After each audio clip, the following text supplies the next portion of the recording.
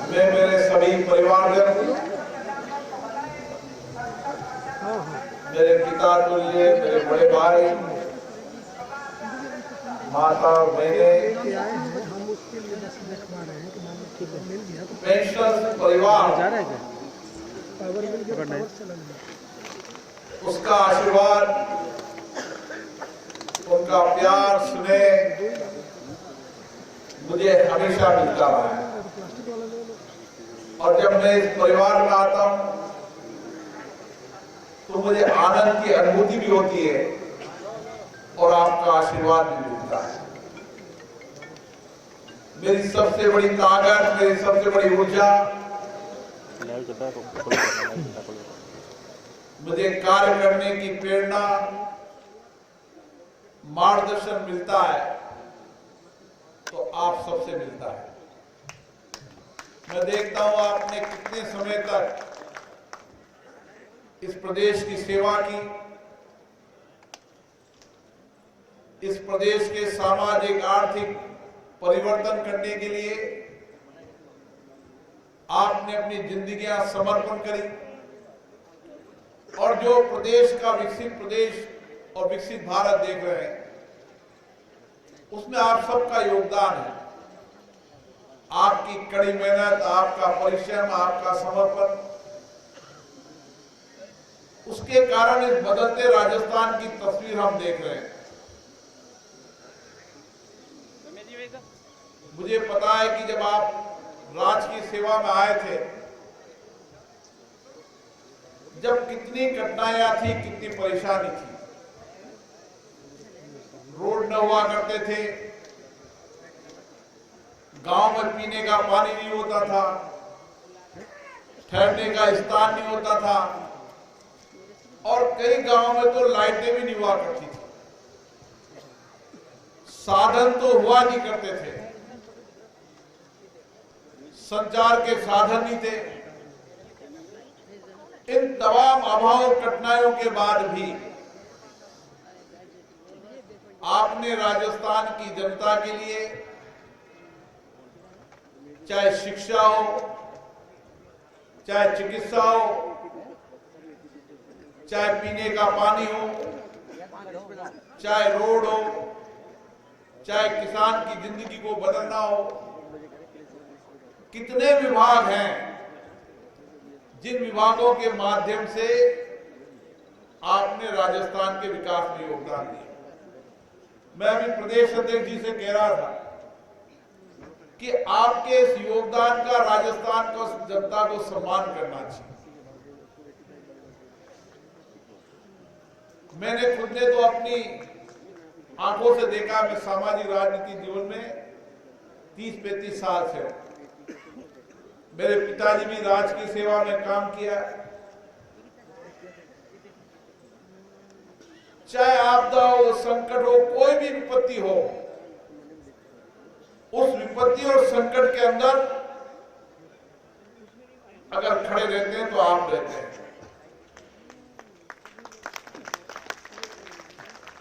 और इसीलिए इस देश के अंदर भी और इस राज्य के अंदर बदलाव में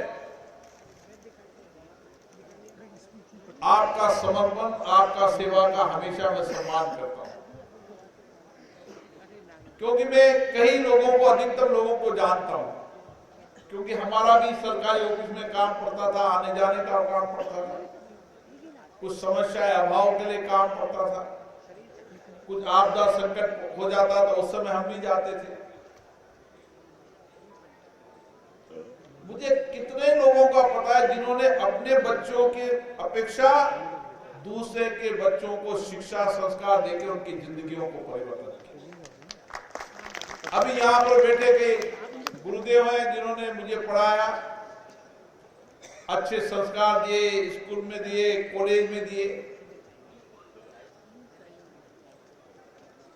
ऐसे कितने गांव थे जिन गांवों के अंदर लाइटें नहीं हुआ करती थी, लेकिन उस कठिन परिश्रम के अंदर रोड लाइन होने के बाद भी आपने चिकित्सा, शिक्षा जैसी सेवाएं देने का काम किया। गांव के किसान को एग्रीकल्चर के अंदर कैसे परिवर्तन करना हुआ आपने सिखाया। पीने का पानी नहीं होता था, पीने का पानी पहुंचाने का काम किया। जितने डिपार्टमेंट में एक एक का अगर बताने लगूं, चाहे गरीब की पेंशन हो, हर काम के अंदर आपने राजकीय सेवा के माध्यम से उनके जीवन को बदलने का काम किया। और जो आज व्यवस्था हम देख रहे हैं, उस व्यवस्था में आपका पसीना, आपकी मेहनत लगी है।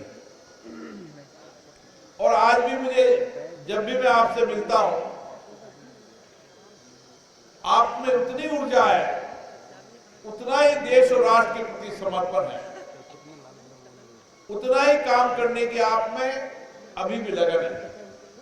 और इसीलिए आपके बीच में आता हूं तो मुझे भी काम करने का उत्साह लगता है, प्रेरणा लगता है, मार्गदर्शन लगता है।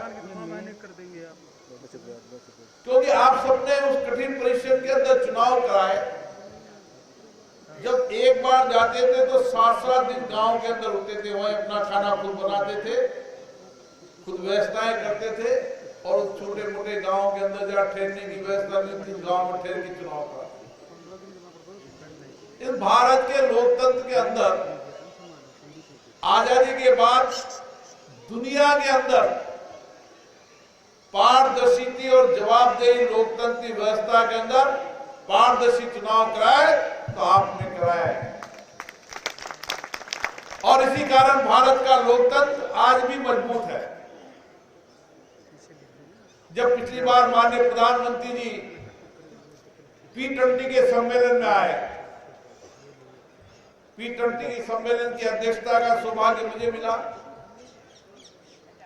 दुनिया के 30 देशों के स्पीकर वहां पर आए, तो प्रधानमंत्री ने कहा कि हमारे लोकतंत्र के अंदर चुनाव आयोग की कितनी बड़ी भूमिका रहती है। जब उनको बताया कि 900 मिलियन, अब अंग्रेज है तो मिलियन ही समझते हैं, 90 करोड़ लोग का चुनाव कराना, ईमानदारी से चुनाव कराना, पारदर्शिता चुनाव कराना, ये दुनिया के अंदर कोई अगर इलेक्शन सिस्टम को देख सकता है तो भारत में देखने आए। मैं कई बार जब विदेशों में जाता हूं तो वहां की आबादी पूछता हूं, मैं पूछता हूं कि ईच कॉन्स्टिट्यूंसी में कितने वोटर हैं, तो कोई में 10,000, ना कोई में 5,000। मैं कहता हूं कि 2 मिलियन की आबादी, 2 मिलियन पूरे देश की होती है। और बड़ा देश हो तो 10 मिलियन समझ लो, 20 मिलियन समझ लो। उसके बाद भी चुनाव पर, सिस्टम पर प्रश्न चिन्ह लग जाता है। तो वो सारे स्पीकर दंग रह गए। और स्पीकर ने उन्हीं समय प्रधानमंत्री को जब लंच में मिले तो उन्होंने कहा, हम भारत की चुनाव सिस्टम को समझना चाहते हैं, और उस सिस्टम को सीखने में अगर सबसे बड़ी ताकत है तो आप लोग हैं, जिन्होंने भारत के चुनाव सिस्टम को पारदर्शिता दी। हम भी गांव में जाते थे, इलेक्शन की टीमें जाती थी, ठहरने के कई स्कूल नहीं हुआ करते थे, टूटे फूटे स्कूल हुआ करते थे, वहीं दाल बाटी, वहीं खाना बनाया, आटा सामान साथ में लगे, 7-7 दिन चुनाव गए, कोई साधन नहीं हुआ करते थे, एक बार चले गए तो आना जाना, मतलब पूरे सिस्टम को 2 दिन कई बार जाना लगता था, 2 दिन आने के, तो 7-7, 10-10 दिन, जहां पीने का पानी नहीं, लाइट नहीं, वहां भी आप दूर दराज के गांव में इलेक्शन कराए और पारदर्शिता, ईमानदारी से। यह आपकी बहुत बड़ी भूमिका है। सरकारें आए, परिवर्तन होती गई, लेकिन आपने अपनी ईमानदारी को नहीं छोड़ा। और यही कारण है कि भारत के लोकतंत्र की ताकत है आज दुनिया के अंदर। कि 75 साल की लोकतंत्र की यात्रा में 1952 से अगर इलेक्शन प्रोसेस को आप देखें तो लगातार मतदान का प्रतिशत बढ़ना और प्रतिशत भी बढ़ना और महिलाओं युवाओं का और प्रतिशत बढ़ना, ये भारत के लोकतंत्र की ताकत है। आज भी कई बीएलओ बनते हैं, पहले चुनाव की वोटर लिस्टिंग करते हैं, फिर मतदान का काम करते हैं। ऐसे बहुत सारे काम है जो दुनिया दंग रह जाती है कि भारत के अंदर इतने सारे सिस्टम व्यवस्थित तरीके से चलते हैं। अब आपको हमको लगता है भारत में रहते हुए 90 करोड़ मतदाता का मतदान करना, लेकिन दुनिया को तो लगता है कि 90 करोड़ लोगों का मतदान, आश्चर्यचकित हो जाते हैं। और मैंने कहा एक नहीं, पंचायत से लेकर दिल्ली तक हमारे लोकतांत्रिक सिस्टम में पंचायत में भी उसी तरीके से पारदर्शिता चुनाव होते हैं, नगर निगम में भी होते हैं, तो विधानसभा होते हैं और पार्लियामेंट में होते हैं। तो वो कई बार मुझे जब स्पीकर के मिले कि साहब इलेक्शन आए तो हम आ सकते हैं कि देखने में, सर से आ सकता है, आपका अरेंजमेंट कराए। ऐसे कई सारे काम के सिस्टम है जो दुनिया के अंदर भारत ही कर सकता है और कोई नहीं कर सकता। और ये कर सकते हो आपकी वजह से, भारत की ताकत, आपकी मेहनत की वजह से, आपकी ईमानदारी, हमारी मशीनरी के सिस्टम के कारण, आपकी ईमानदारी, कर्तव्य निष्ठा, समर्पण, सेवा के कारण। कोई भी काम हो, मैंने कितनी आपदाएं देखी, दूर दराज की आपदा के अंदर 18-18, 20-20 घंटे मैंने लोगों को गांव में काम करते देखे। 18-20 कई बार तो घर में कोई अध्यापक नौकरी करता था तो महीने 2 महीने में भी नौकरी करने घर पे अपने बच्चों को सवाल सकता, गाँव में रहता था और छोटे छोटे कमरे लेके रहता था। कई जो स्कूल में सो जाते थे, बच्चों को पढ़ाते 2-2, 3-3 महीने तक आते नहीं थे। हमारी एएनएम, नर्सिंग स्टाफ, डॉक्टर्स, अब तो डॉक्टर्स के क्वार्टर बनने कुछ जमाना था कि ठहरने के गांव में स्थान नहीं हुआ करते थे। मैंने वो सीन देखा है। एग्रीकल्चर व्यक्ति जाएगा, पीएचडी का पानी पिलाने जाएगा, बिजली विभाग का जाएगा, ये सब सेवा है। ये आपके कारण ही आज राजस्थान आगे बढ़ रहा है, देश आगे बढ़ रहा है। लेकिन अभी मैं आपकी आंखों में देखता हूं तो लगता है कि आप और सेवाएं देना चाहते हैं, और काम करना चाहते हैं। मुझे कई बार तो जब लगते हैं तो लगता है नहीं कि रिटायर्ड हो गए हो, इतने करंट अभी भी मैं देख के रिटायर्ड हो गए। कभी आप इस श्रेणी में आप रिटायर्ड आदमी को देख लो, इस श्रेणी में रिटायर्ड आदमी। अरे सुधन जी कब रिटायर्ड हो गए, अभी भी करंट में। हमारे गुरुदेव आज भी 18 घंटे काम करा लो। आप देखो रमेश गुप्ता जी जैसे भी 24 घंटे कुछ न कुछ करते रहते हैं। हमारे चंद्र सिंह जी का तो हर समय बस मुस्कान रहती चेहरे में, लगे रहो।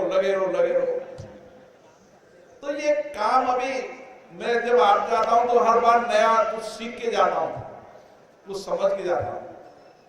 लेकिन इस 5 साल के अंदर हम एक नई व्यवस्था कायम करेंगे, एक ऐसी व्यवस्था कायम करेंगे कि कोटा बूंदी के हर गांव के अंदर, अभी मुझे इटावा के लोग मिले, अभी करमास के लोग मिले, कहीं भवन बनाए नहीं बनाए, हम हर जगह भवन बनाएंगे, गांव के अंदर भवन बनाएंगे। कम से कम पहला हमारा कौवा तहसील स्तर पर भवन बने, वहां पेंशन समाज के जितने लोग हैं वो महीने 2 महीने 15 दिन के अंदर बैठे और समझे कि हमारे गांव के अंदर क्या क्या समस्याएं हैं। और मेरा मन है कि जिस तरीके से प्रधानमंत्री जी ने महत्वाकांक्षी जिलों को विकास के समकक्ष खड़ा करने का काम किया, मेरे मन है कि हर गांव को हम विकास की दृष्टि से आगे समकक्ष गांव को खड़ा करें, ताकि एक ऐसा विकास हो जिसमें हर गांव का समान विकास हो। फिर गांव के विकास के बाद वहां जो कमी है, आवश्यकता है, उसको प्राथमिकता से पूरा करना। फिर उसके बाद उस गांव के अंदर रोजगार का क्या नया सृजन हो सकता है, उसकी कार्य योजना बनाना। तीसरा वहां की महिलाओं को, नौजवानों को कैसे, अब बहुत सारे लोग मुझे दिल्ली में मिलते हैं और मेरी समस्या है काम करने वाले नहीं मिलते। मुझे अभी दिल्ली के अंदर ताज वाले मिले, आईटीसी वाले मिले, ऐसे बहुत सारे लोग मिलते रहते हैं। पार्लियामेंट में तो मिलते ही हैं, कम लोगों को मिलता हूं, फिर भी थोड़ा बहुत समय देता हूं जहां मुझे जरूरत होती है। तो उन्होंने कहा कि हम हर नौजवान को जो यहाँ पर होटल की ट्रेनिंग करना चाहे उनको नौजवानों को काम भी देंगे और उसको रिप्लेसमेंट भी 100% गारंटी देंगे। मुझे एग्रीकल्चर के लोग मिलते हैं अलग अलग यूनिवर्सिटीज के, और एग्रीकल्चर यूनिवर्सिटी में मैं मैक्सिको गया तो मैक्सिको के अंदर वहां पर एग्रीकल्चर के अंदर क्रांति किसने लाई थी? वह क्रांति लाई थी भारत के एक वो वीर ने जो उस समय गदर पार्टी का सदस्य था। यहां से छुपता छुपता गया, पहले कुछ अलग देश में गया, फिर उस देश में गया, उस देश में गया, और फिर अंतिम में उनका पड़ाव मैक्सिको के अंदर वहां की यूनिवर्सिटी के वाइस चांसलर के डायरेक्टर के रूप में, और वहां पर मैक्सिको के अंदर हरित क्रांति लाने में उनका योगदान था। जब उनकी मूर्ति का अनावरण करने का मुझे मौका मिला तो मैं दंग रह गया दुनिया के अंदर कि कैसे कैसे लोग थे भारत में, किस परिस्थिति में।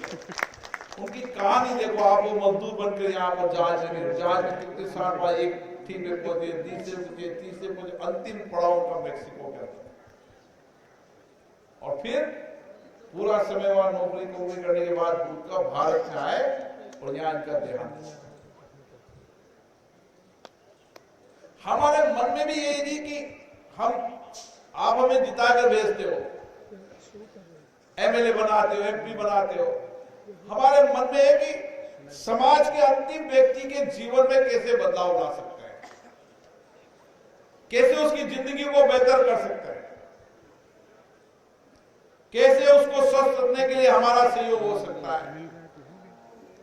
कई व्यक्ति जानकारी के अभाव में, उसके अभाव में घूमते रहते हैं इधर उधर, न स्कीमों की जानकारी, न व्यवस्था की जानकारी, कैसे काम हो सकता है उसकी जानकारी।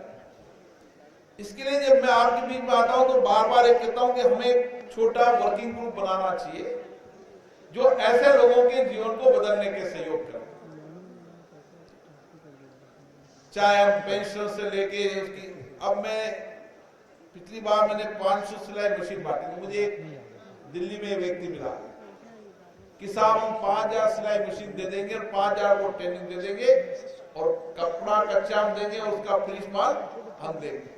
तो एक 15-20 हजार लोगों को महिला, एक मुझे बांग्लादेश की स्पीकर मिली थी।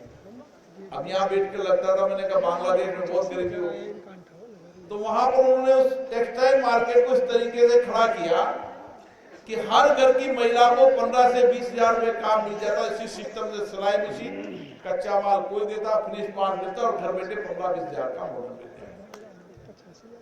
आप में से कितने लोग हैं जो अभी भी बहुत अच्छी सेवाएं देकर लोगों की जिंदगियों को बेहतर कर सकते हैं? और भगवान ने यही अपनों को लिखा है कि भोगी सेवा, अब देश के लिए जीना है, राष्ट्र के लिए जीना है और बदलना है। हमारे प्रधानमंत्री जी ये कहते हैं कि अगर 2047 में विकसित भारत बनाना है तो हर आदमी का योगदान होना चाहिए, हर व्यक्ति का योगदान होना चाहिए। किसान का योगदान है, मजदूर का योगदान है, पेंशन का, हर व्यक्ति का योगदान है, और यही भारत की ताकत है। ये दुनिया में हमने दिखाया है। भारत की ताकत दुनिया के अंदर इसलिए बढ़ रही है कि हर आपदा संकट के समय हम वसुदेव कुटुंबकम के काम करते हैं, परिवार के रूप में काम करते हैं। आज दुनिया के अंदर भारत की ताकत ये हो गई कि G20 हो। कोई समय था जब मुझे याद है कि वैश्विक एजेंडा दुनिया के अमेरिका और लंदन तय करते थे। आज भारत दुनिया का वैश्विक एजेंडा भारत तय कर रहा है। आप देखो कितना परिवर्तन हो गया। कोई समय था कि हम अगर परमाणु बम करेंगे तो प्रतिबंध लगा देंगे, ये कर देंगे। हमारे टंकने का लगा दीजिए, हमारे भारत की ताकत बोल है, झुका दी। अब कोई देख सकता है कि हम ये कर देंगे। अब तो एजेंडा हम तय करते हैं, दुनिया उस एजेंडे पे चलती है। हमने कहा योग, तो आज दुनिया योग की तरफ बढ़ गई। हमने कहा क्लीन एनर्जी, तो दुनिया उसकी तरफ बढ़ गई। हमने कहा लाइफ ऑफ स्टाइल, पर्यावरण, तो दुनिया उस ओर बढ़ रही है। हमने कहा वसुदेव कुटुंबकम, एक पृथ्वी एक परिवार एक भविष्य, दुनिया को सोचना पड़ेगा। अगर दुनिया के सब देशों को आगे बढ़ना है तो एक परिवार के रूप में काम करना, ये हमारी संस्कृति है। आज दुनिया के किसी देश में चले जाओ, भारत की ताकत इतनी है, लोग कहते हैं, हम भी जाते हैं ना, लोग कहते हैं वहां रहने वाले के साथ, अब हमसे पूछते हैं भारत के लोग कहाँ हैं, और हमारा लक्ष्य है। कोई समय था कि इंडिया में भी लोग कहते थे मेड इन जापान बहुत अच्छा है, बनाता है। अब लोग कहने लगेंगे मेड इन इंडिया ही बेहतर होगा, ये भारत की ताकत है। और मैं आपको बताऊं, जो हमारा वैक्सीनेशन बना था ना, तो लोगों ने सोचा, हमने सोचा घर में कि हमारा वैक्सीनेशन कैसा होगा, कैसे होगा। दुनिया के अंदर सबसे ज्यादा वैक्सीनेशन की अगर विशेषता रही तो भारत की रही। अफ्रीकन जितनी भी कंट्री में चले जाओ, सारी अफ्रीकन कंट्री के अंदर फार्मा की दवाएं भारत की चलती है और भारत की दवाएं पसंद करते हैं। दुनिया के विकसित राष्ट्र में अगर कोई डॉक्टर हो तो उनका भारत का डॉक्टर है, तो उसी को इलाज कराना पसंद करते हैं। और आप दंग रह जाओगे कि जितनी अफ्रीकन कंट्रीज के लोग हैं, दुबई के लोग हैं, यूए के आसपास के लोग हैं, सब इलाज कराने भारत में आते हैं। मैं यूए के अंदर गया तो मैंने वहां, मेरे साथ थी एक महिला जो वहां की एमडी, उन्होंने कहा कि हम तो इलाज कराने बॉम्बे आते हैं। आप देखो दुनिया के अंदर बदलाव कैसा हो रहा है, बदलाव का चीज देखो। कोई समय डिफेंस के अंदर हम 100% इंपोर्ट करते थे, आज डिफेंस के अंदर हम एक्सपोर्ट करने लगे। इंपोर्ट का सवाल, डिफेंस में एक्सपोर्ट करने लगे। कोई सेक्टर नहीं है। मोबाइल, दुनिया के मोबाइल ही भारत में चलते थे, अब दुनिया के अंदर मोबाइल खुद भी बनाता है, दुनिया के अंदर बेचने का काम भी अब मोबाइल काम करते हैं। कोई सेक्टर नहीं है जिसमें बदलाव नहीं। आप चले जाओ दुनिया का कितना विकसित देश होगा ना, सॉफ्टवेयर इंजीनियर भारत का ही मिलेगा। दुनिया के कितने, जापान से लेके मैं गया जापान में, तो मुझे लगे कि कहाँ चलना है कि भारत की एक कॉलोनी बना रखी। उन्होंने क्या 100% बच्चा वहां का सॉफ्टवेयर इंजीनियर भारत का ही है। अभी मुझे कुछ डॉक्टर बुलाने आए थे अमेरिका के, उन्होंने कहा साहब हमारे डॉक्टरों की ताकत अमेरिका में ये है कि सबसे बेहतर इलाज अमेरिका के अंदर कराता है भारत का डॉक्टर है। हमें और बदलना है, हमें गांव के छोटे गांव की तस्वीर बदलनी है, तो बड़े से बड़े भारत की पूरी तस्वीर भी बदलनी है। सब हमारी जिम्मेदारी है। और इसलिए मैं आपको विश्वास भरोसे के साथ कह सकता हूं कि ये बदलाव आज आप देखो दुनिया के अंदर। भारत मंडप आपको मैं दिखाऊंगा तो आप कहेंगे कि क्या चीज बनी। यशोभूमि आपको दिखाऊंगा तो क्या चीज बनी। क्यों बन रही है कि दुनिया की जितनी भी एग्जीबिशन है भारत मंडपम में लगे, ताकि दुनिया की बड़ी बड़ी कंपनियां आए, भारत में एग्जीबिशन लगे। हमारा इंफ्रास्ट्रक्चर जब तक बेहतर नहीं होगा लोग आएंगे नहीं जी। और इसीलिए जिस शहर में road connectivity, air connectivity better होती है, लोग चलकर आते हैं। आप रोड कनेक्टिविटी का कितना लाभ मिलता है। एक समय यहाँ का किसान दिल्ली 4.5 घंटे में, सुबह 4 बजे सब्जी लेके निकलेगा, 8.5 घंटे में दिल्ली पहुंच, 4:30 बजे दिल्ली में अपनी सब्जी बेचकर शाम को लौट कर घर आकर सो जाएगा। बंबई की दूरी 7 घंटे हो जाएगी। जिस हवाई सेवाओं का आप इंतजार कर रहे हैं, वक्त आ गया है, उन हवाई सेवाओं का प्रोसेस भी शुरू हो गया। बहुत कम समय में हवाई सेवाओं को भी शुरू कर देंगे। ये तो हवाई सेवाएं पहले शुरू हो जाती थी, बहुत दिनों से कह रहा था पैसे जमा करा दो, जमा करा दो। जैसे सरकार बनी 15 दिन के अंदर मैंने कहा सारा पैसा जमा कराओ, प्रोसेस के अंदर शुरू करो इसको। माननीय प्रधानमंत्री जी यहाँ के गए।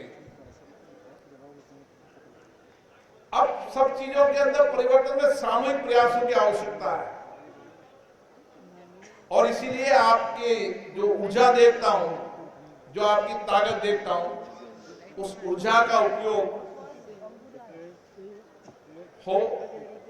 आपकी सामर्थ्य, आपका मार्गदर्शन, आपके अनुभव का उपयोग हो। आपका बहुत लंबा अनुभव है, आप जितना ठीक से हमें मार्गदर्शन कर सकते हो कोई मार्गदर्शन नहीं कर सकते। हमारा इरिगेशन सिस्टम कैसा होना चाहिए, पानी का सिस्टम कैसा होना चाहिए, रोड कनेक्टिविटी कैसी होनी चाहिए, ये आपसे अनुभव के आपने कई रोड बनाए। जो आपका जिंदगी का अनुभव है वो राजनीतिक व्यक्ति को तो नहीं है। जिसको जितना ज्ञान हो उतना ही करना चाहिए। इसलिए मैं तो ज्ञान प्राप्त करने की मेरी आदत है। मुझे छोटा आदमी बताता है ना तो मैं सीखता रहता हूँ। जो अपने आप को वो ज्ञानी मान लेता है वो कभी जिंदगी में सफल नहीं होता। ज्ञान तो हमेशा अधूरा है, जो मुझे मिलते लेते रहो और उसको ठीक करते जाओ। और इसीलिए मुझे आशा है कि मैंने रमेश जी को कहा नया पेंशन भवन बनना चाहिए जिसमें सब हमारे डिपार्टमेंट वाइज काम चलता रहे, रेगुलर नियमित काम चलता रहे, लोगों की सेवाएं करते रहे। कोई को ये दिक्कत है बताओ भाई, ये दिक्कत है, ये दिक्कत है, उनको परामर्श चलती रहे। ऑनलाइन भी चलती रहे, ऑफलाइन भी परामर्श चलती रहे। कोई कहे मुझे ये प्रॉब्लम है, क्या सोल्यूशन है, उन्हें कह दो। जिला कलेक्टर भी बैठे हैं रिटायर्ड, कोई एसपी बैठे हैं, कोई डीएसपी बैठे हैं, अनमोल पुलिस में ये हमें तकलीफ है, न्याय नहीं मिल रहा। सबकी सेवाएं रहे। और जो रमेश जी ने बताया है विषय, आप निश्चित मानो रमेश जी, पेंशनर को चाहे जहां जहां भी आपने विषय का सबको करा देंगे। पेंशन तो मेरे पिता तुल्य है, आप सोच नहीं सकते इस परिवार में आकर मुझे कितनी प्रसन्नता होती है। बहुत कठिन होती है जब मैं इस कार्यक्रम को करता हूँ। मैं तो जब 2 मिनट रुक जाओ से चुनाव लड़ा हूं, मेरी ताकत ही आप हो।